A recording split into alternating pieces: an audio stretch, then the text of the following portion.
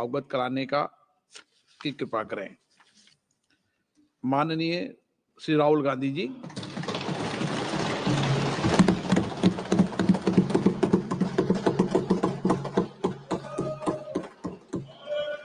Thank you, Speaker sir, for allowing me to speak on the President's address.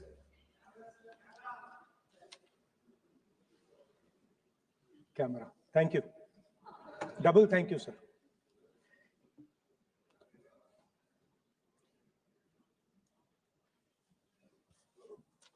I heard the President's address.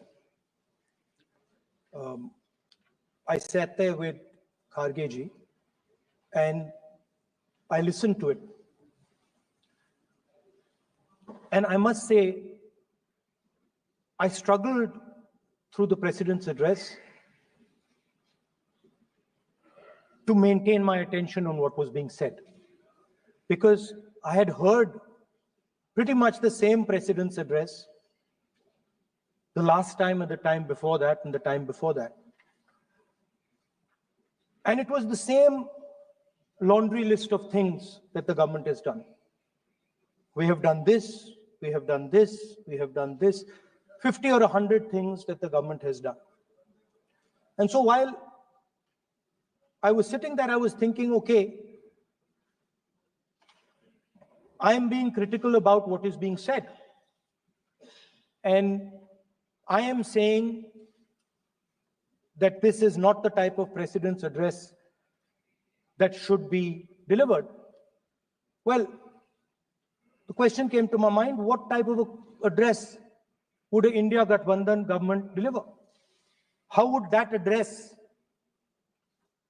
be different than the address we heard? Because it's no point me saying that it is a laundry list and then not providing an alternative idea. And so today I would like to lay out some dimensions of what an alternative address would look like, what the India Gathbandhan would probably focus on, and where we would lay emphasis. The future of this country is going to be decided by the young men and women of this country, the youth of this country. So I think anything we say has to be addressed to them, has to be spoken to them. The first thing in front of us, and this is something I'm sure the Prime Minister would accept, and pretty much everybody in this room will accept, is that even though we have grown fast, we are growing slightly slower now, but we are still growing. A universal problem that we have faced is that we have not been able to tackle the problem of unemployment. No, neither the UPA government nor today's NDA government has given a clear-cut answer to the youth of India about employment. I don't think anybody in this room will disagree with me. I'll give a little statistic for the Prime Minister. The Prime Minister, something I would agree with directionally. The Prime Minister proposed the Make in India program. I think a good idea. We saw the statues, we saw the functions, we saw the so-called investment, and the result is right in front of me. Manufacturing fell from 15.3% of GDP in 2014 to 12.6% of GDP today. That is the lowest share of manufacturing in 60 years. I'm not even blaming the Prime Minister, because I think it would not be fair to say he didn't try. I could say that the Prime Minister tried, and I think conceptually Make in India was a good idea. But it's pretty clear that he failed, because manufacturing went from 15.3% of GDP to 12.6%. So the first question that any alternative vision would answer to the youngsters of our country is, okay, what and how are we going to solve this problem of employment? Any country basically organizes two things. You can organize consumption, and then you can organize production. Modern way of saying organizing consumption is services. Modern way of saying organizing production is manufacturing. But there is more to production than simply manufacturing. For example, agriculture also is about production. Now, pretty much every government since 1990 has done a decent job on consumption, on organizing consumption. Which are the companies that organize consumption? Uber organizes consumption. Reliance organizes consumption. Adani organizes consumption. But we have, as a country, failed in organizing production. We have excellent companies that try to organize production. They are the Mahindras of this world. They are the Bajajs of this world. Part of Tata's organizes production, but the record of the country in organizing production is dismal. And essentially what we have done is we have handed over the organization of production to the Chinese. So this mobile phone, even though we are saying we make this mobile phone in India, that is not a fact. This phone is not made in India. This phone is assembled in India. All the components of this phone are made in China. The network that has produced this phone is made in China, is owned by China. So every time we use a phone, every time we wear a Chinese shirt, a Bangladeshi shirt, every time we wear a pair of Chinese sneakers, we are paying a tax to China. Because some Chinese youngster is earning a salary to make or to produce that product. So the first message I would give in a presidential address would be that India has to focus completely on production. Because if we do not focus on production and we continue to focus only on consumption, we will find that we will run huge deficits, we will increase inequality, and eventually we will run into a serious problem. Social problem because of unemployment, which we are already facing. If you look at the numbers of the amount of people who are in jail, if you look at the numbers that are spent on internal security, if you look at the numbers spent on our police forces, they all spiral. They're all rising. And everybody understands that social tension is on the rise in India. So now the next question comes, okay, so where is this employment going to come from? What is India going to produce?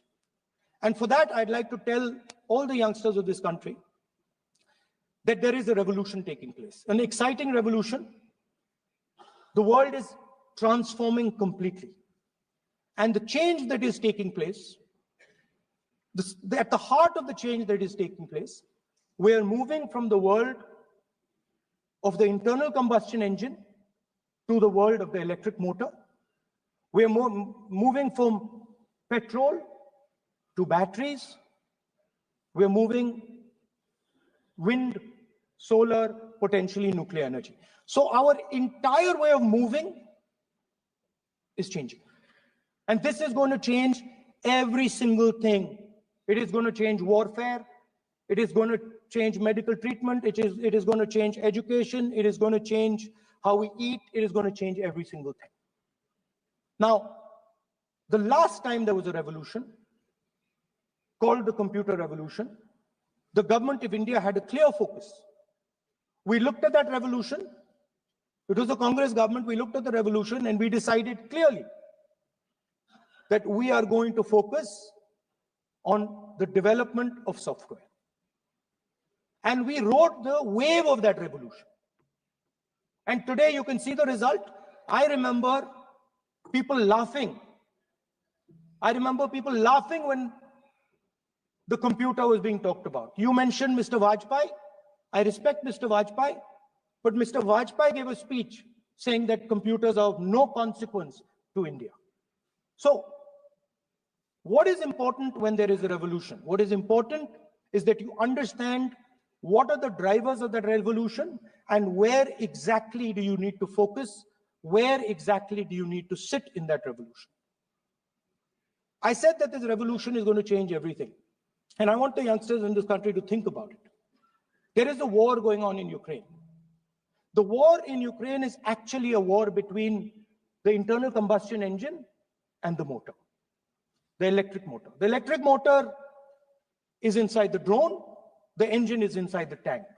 And if you look at what is going on in Ukraine, the tanks are dying by the thousands. And small little drones with electric motors, small batteries, not much bigger than that, are destroying the entire tank artillery infrastructure of both Ukraine and Russia. So the drone is the electric motor. The drone is the battery.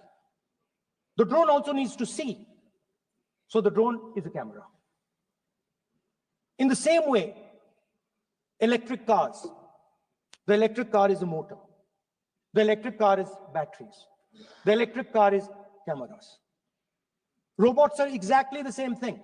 Robots are electric motors, multiple electric motors with cameras, with batteries. And this is what the revolution is going to look like. So there are basically 4 technologies that are driving this entire change in mobility.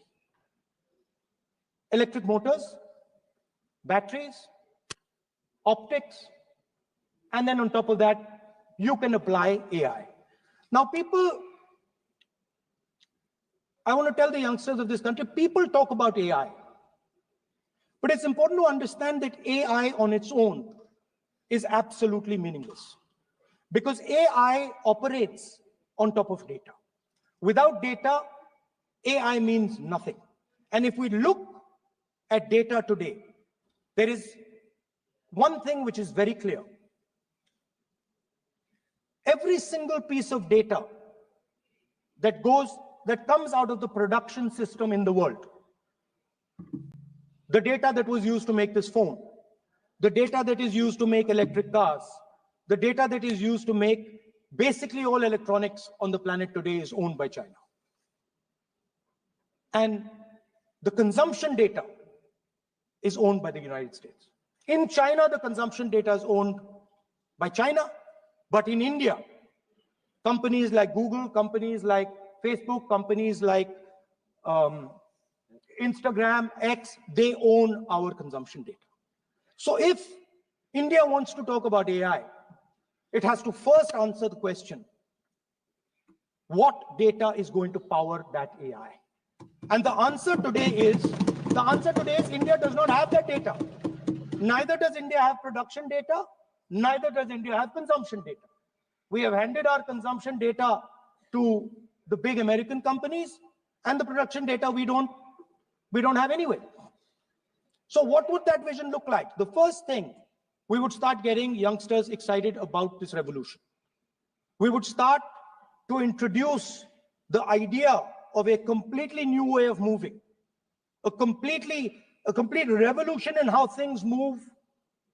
We would start teaching our children in schools about batteries, about electric motors, about how these things combine, about how drones, robots, electric cars are structured, how they will work together.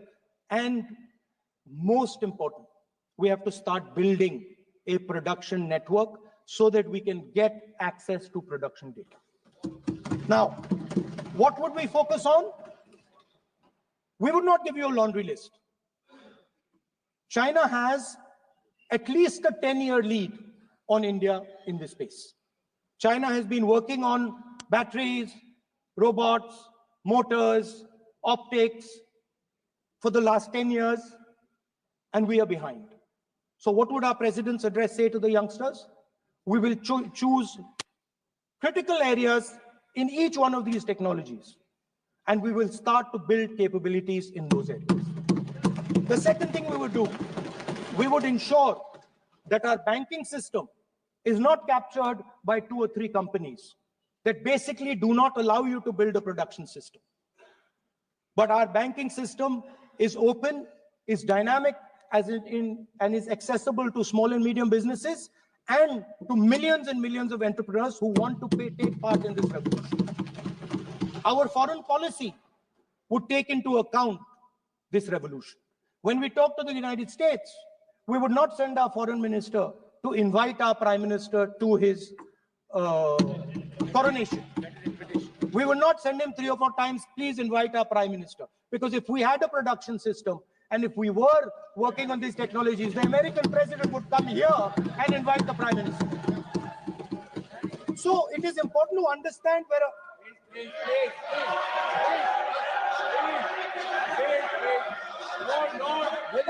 foreign policy. Leader of opposition. Leader of opposition cannot make such serious, unsubstantiated statement.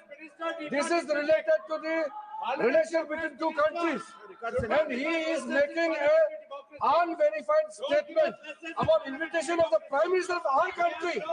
Is matter of our dignity. How can you make such kind of statement? He is leader of opposition, sir.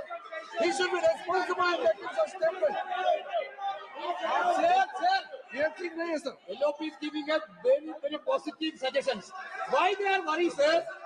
For the country, he is giving. Leader of opposition has the information from any official source. He must inform the House. If leader of opposition has the information, please inform the House. Okay. Who has told you that foreign ministers visited for the purpose which you have mentioned? You must specify it. So I'm sorry that disturbed you, that question. I apologize for disturbing your peace of mind. It's okay. I've apologized for disturbing your peace of mind. I'm sorry. To apologize for lying to the House. ऐसा नहीं होता है. तो serious होना चाहिए leader of opposition को. कम से कम देश के मामले में तो एक हो. देश के मामले में तो एक वॉइस से बोलना चाहिए. ये गलत बात है.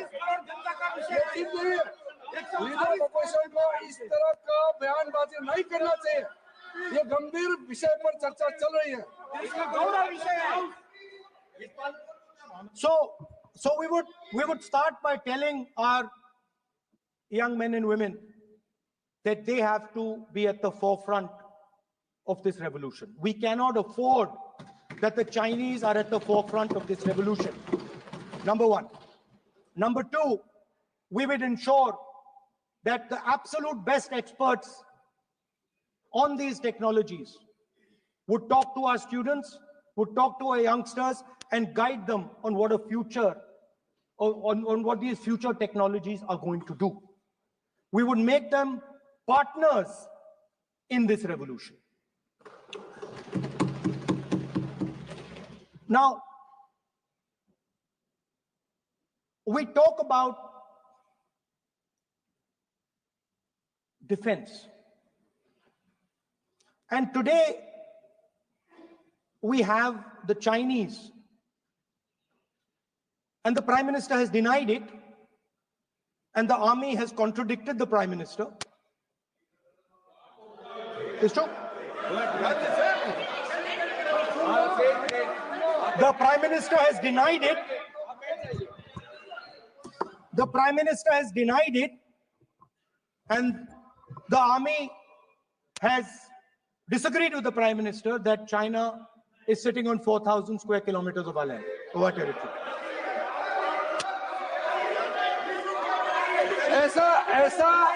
ऐसा इस सदन में अब मन चाहे बात नहीं बोल सकते. ये बिल्कुल ठीक नहीं है सर. ये सीरियस मामला है. आप फॉरेन पॉलिसी पे, बॉर्डर इश्यू पर आप अपना कैसे मजाक बात कर सकते हैं?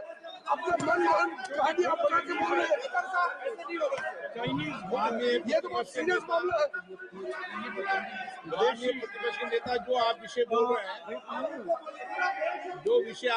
हैं, उसके तथ्यों को सदन के पटल पे रखना आप. Pani. मेरा अनुरोध है, लीडर अपोजिशन बोलिए, हम लोग शांति से सुनेंगे। Sir, let me speak, ये आपका अधिकार है बोलने का, मगर आप मन चाहे ऐसा सीरियस इशू पे कैसे बोल सकते हैं? ये सीरियस मामला है। आप सदन में बोल रहे हैं, डिप्लोमेसी से बोलते हो, फॉरेन मिनिस्टर के पास बोलते हो, सीमा का बात ऑफिसर बदल से अलग बात करते हो, ऐसा मत बोलिए। ये देश के लिए ठीक नहीं है। महत्वपूर्ण विषय है। आपको सीरियस होना पड़ेगा लीडर ऑफ अपोजिशन। ये गंभीर मामले को आप ऐसा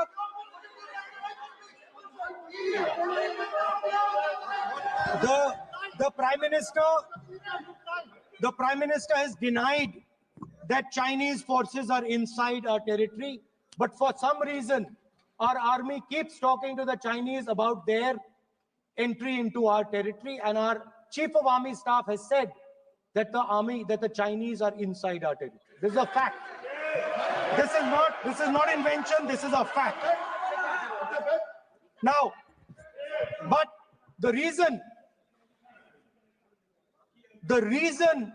China is inside our territory is important, because people think that wars are fought between armies and their weapons. But the fact of the matter is that wars are fought by industrial systems. The fact of the matter is that China has an industrial system that is far stronger, far bigger than our industrial system. And that is why they have the guts to come inside this country. The reason China is sitting inside this country is because Make in India has failed. The reason China is sitting inside this country is because India is refusing to produce. And I am worried that India is going to give up this revolution to the Chinese once again. The reason I made this reference is because everything is connected. If and when we fight a war with China, we will be fighting with Chinese electric motors, Chinese batteries, Chinese optics, and we will be buying Chinese motors, Chinese optics, Chinese batteries. It is a non-sustainable proposition.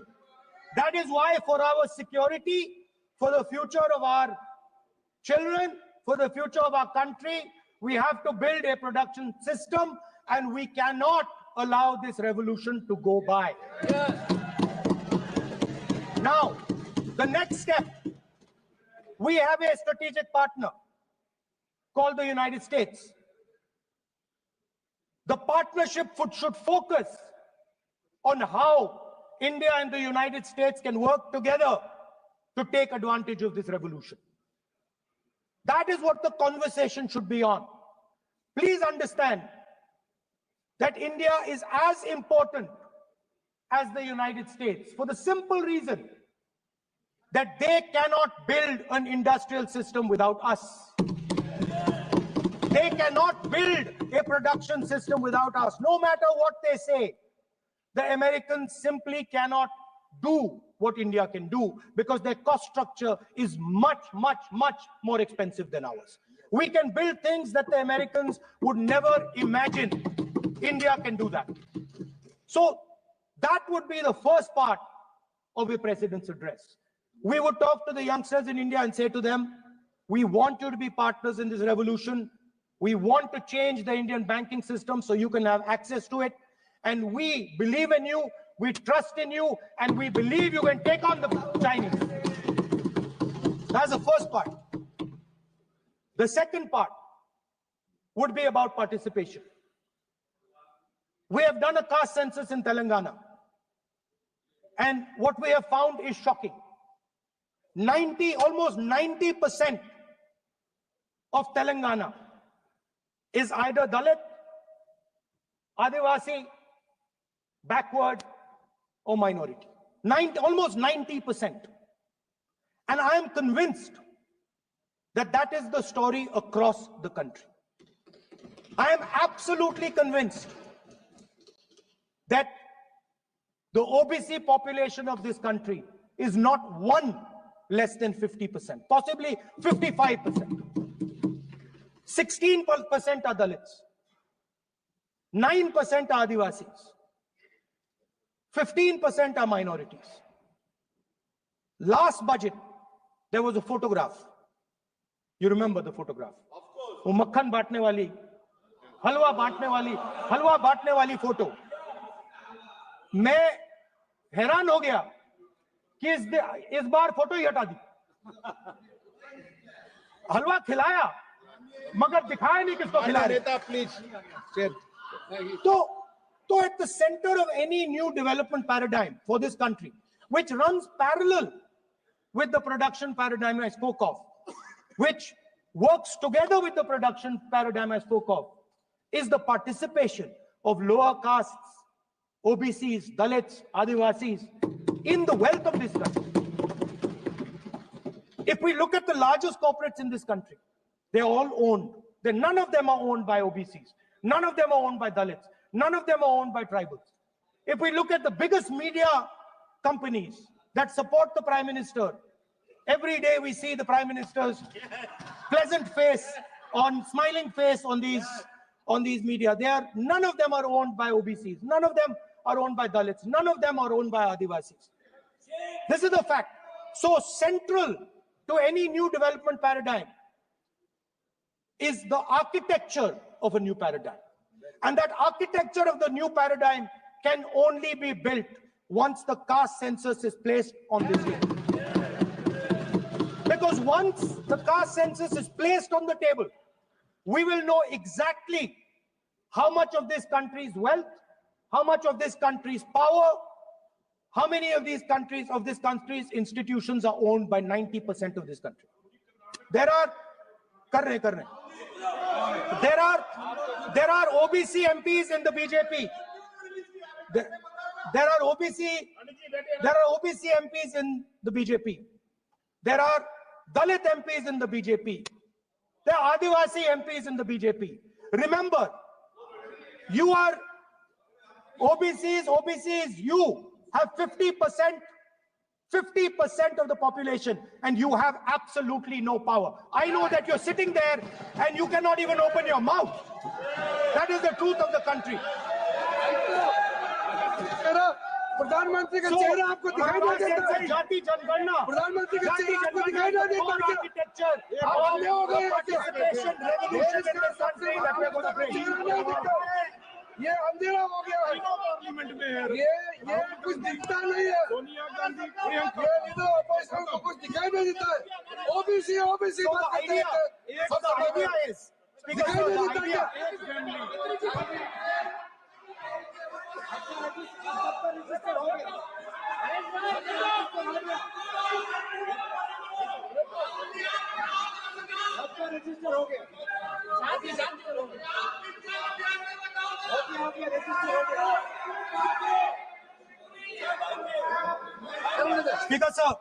Speaker sir, so the idea is, on one side, allow India and the Indian youngsters to participate in the coming mobility revolution.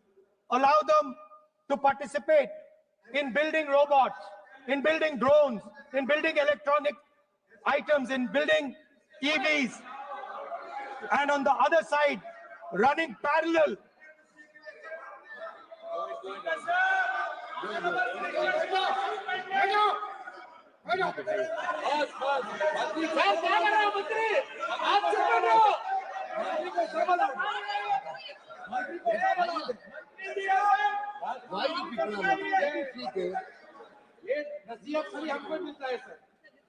मैंने उनको ही मना The country, Speaker sir. ऐसा नहीं है. So आप भी बहुत disturbance करते हैं. Okay, Speaker sir. So parallel ideas. One idea: participate in the mobility revolution. Whether you're thinking of economy, weapons, production, healthcare, India should participate in this revolution. India should become the master of the electric motor, master of the battery, master of optics, and master of AI applied on top of that production system. Now imagine the power of AI when we apply it to the caste census. You imagine what we will do with AI and what we will do with the social revolution in this country when we start to apply AI on the data that we get from the caste census. So we are going to run a parallel track. On one side, participation, revolutionizing the participation of Dalits, OBCs, Adivasis in the ruling of this country, in the institutions of this country, in distribution of wealth of this country. And on the other side, parallel track, challenge the Chinese and participate in the revolution and defeat the Chinese in electric motors, batteries, solar panels, and wind. So that is the first two parts of any presidential election address that any India Gathbandhan leader would give you. The final, of course, we go back to the Constitution. This, our favorite, just like the production system is a weapon, just like Jati Jangarna is a weapon of transformation, this is what the entire architecture is built on. I remember before the elections, all of you were saying 400 par, and you were saying you would change this. And then I was glad to see that the Prime Minister walked in and then was forced to bow his head in front of the Constitution. It was a moment of pride for all Congress people that we had explained to the Prime Minister and to the whole country that no force will dare touch this. I know that the RSS has never accepted this. Mohan Bhagwatji has said that India didn't get independence in 1947. He has said that this constitution is meaningless. I know that is at your heart. We will never let your dream come true. This constitution is going to rule India always. Now, एक minute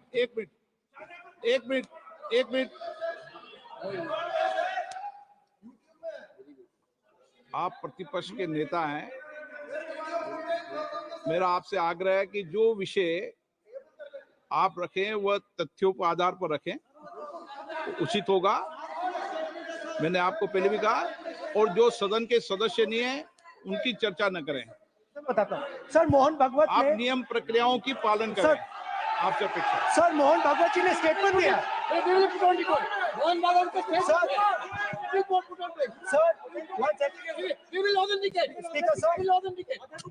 Speaker sir, Mohan Bhagwat ji made a statement saying that India did not receive independence in 1947. It received independence when the Ram Mandir was inaugurated. We will place that on the table. Now, sir, I would like to mention one small thing, but very important thing. Speaker sir,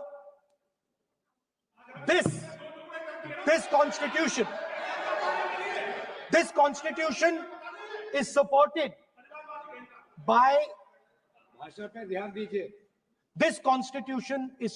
by the vote of our people. Without the secure vote of the Indian people, this constitution means nothing. Now I want to bring to the notice of this House some data, some information about the Maharashtra election. Very simple stuff. Speaker sir, between the Lok Sabha election, which the India Alliance won, and the Vidhan Sabha election, the voting population of Himachal Pradesh was added to the voting roll of Maharashtra. Meaning the entire population of Himachal Pradesh was added to the voter rolls of Maharashtra. Please understand what I am saying. In Lok Sabha, the difference between Lok Sabha and Vidhan Sabha was the population of Himachal. The entire population. What? Almost 70 lakh new voters suddenly arrived between Lok Sabha and Vidhan Sabha. Now, the most interesting part, and the Prime Minister is not looking at me. The most interesting पूरी बात part. सुन रहा है, मजबूरी है। आप The तर्क most पे बात करो ना, interesting part तर्क पे सब नहीं, सुनेंगे, देख नहीं रहे मुझे। तर्क पे बात करो। मुंह नीचे कर लिया suddenly. The most interesting part is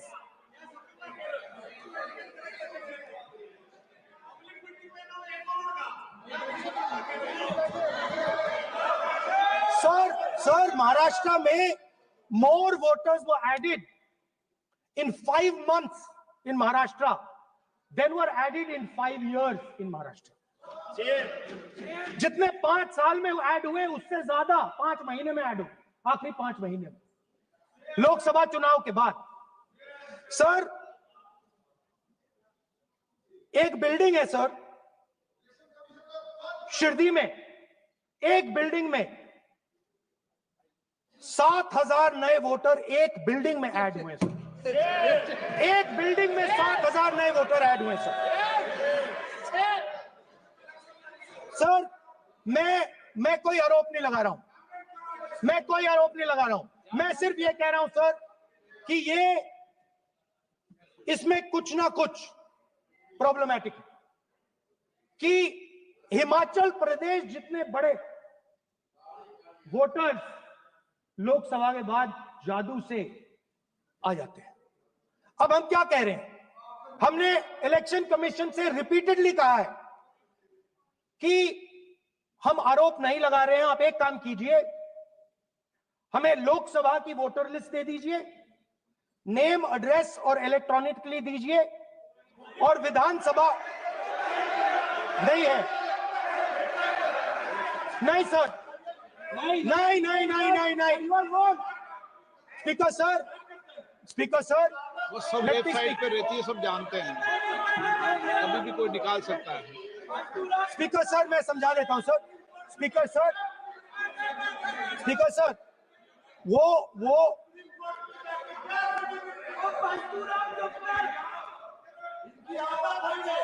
speaker sir, we have asked, speaker sir,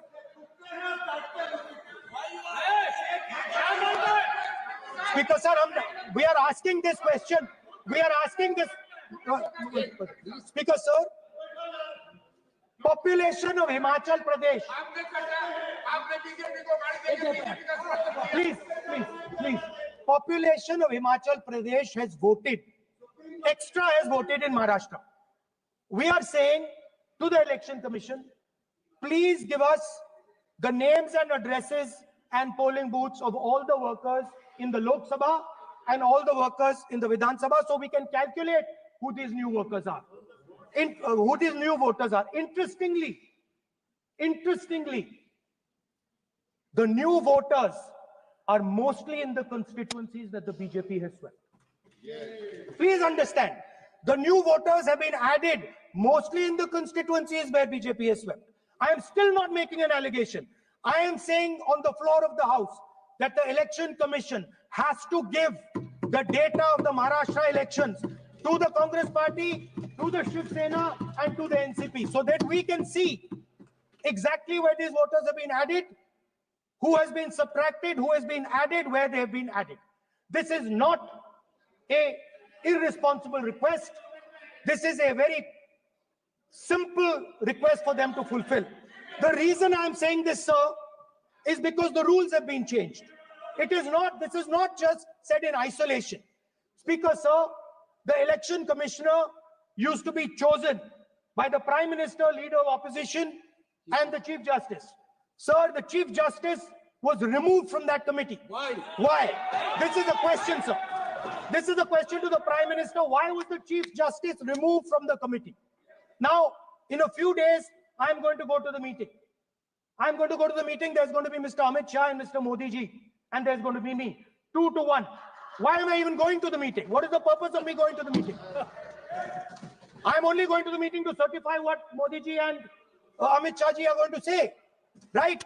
Whereas if the Chief Justice was there could be a discussion. Chief Justice and Leader of Opposition could say, no, we don't agree. So there seems to be a calculated strategy. Now, just prior to the Lok Sabha, the election commissioner was changed and 2 new election commissioners were placed. We know that the election dates were changed. We know that the elections were postponed. These are facts. These are not things I am inventing. So, in order to safeguard this constitution, the entire opposition requests the data for the Maharashtra election. We request the data and the electoral voter list for Lok Sabha and the corresponding list for Vidhan Sabha. And I am very confident that the Election Commission will not give us this information. Speaker, sir, that is broadly.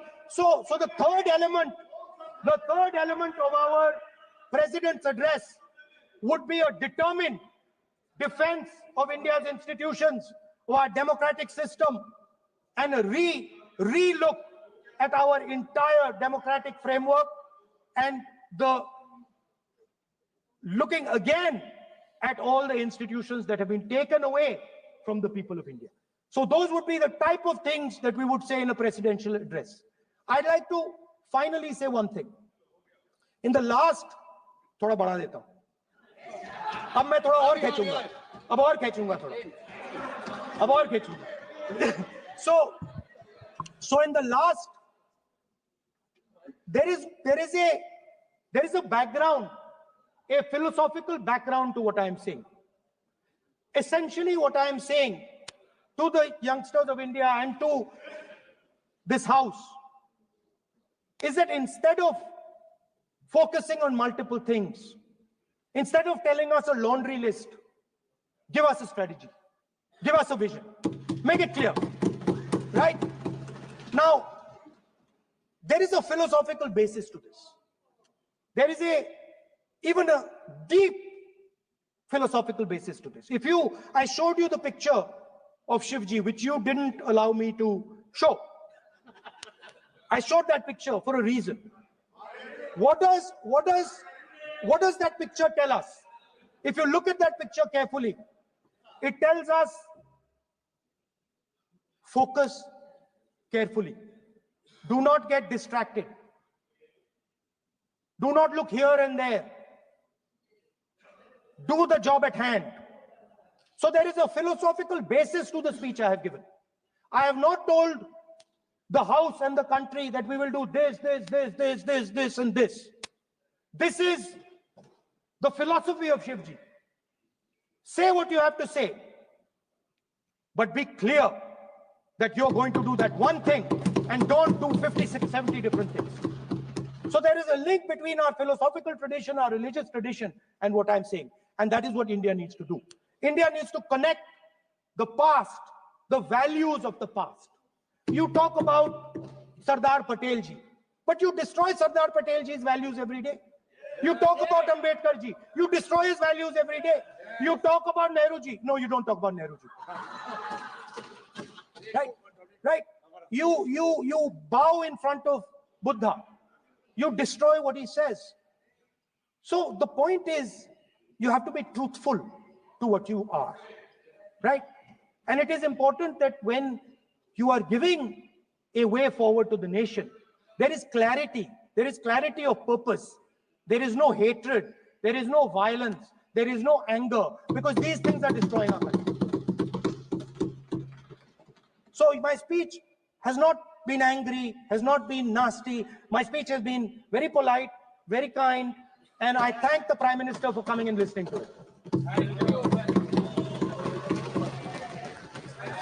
माननीय श्री